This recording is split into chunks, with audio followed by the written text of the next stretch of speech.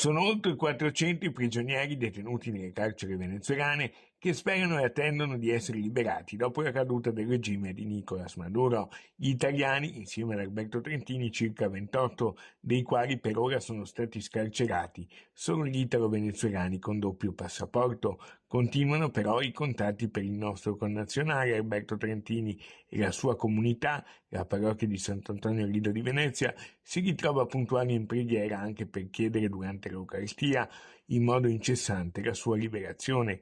Nel pomeriggio qualcuno per un attimo ha anche alzato le tapparelle di casa Trentini, ma i genitori Armanda e Ezio restano chiusi in casa in attesa di ricevere notizie.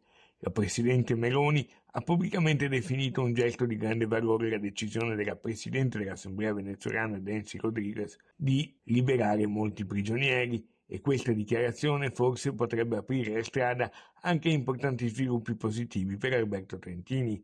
Intanto il ministro degli esteri, il vice premier Antonio Tajani, è al lavoro con il team della Farnesina e chi a Venezia e in Veneto è uno dei più suoi stretti collaboratori.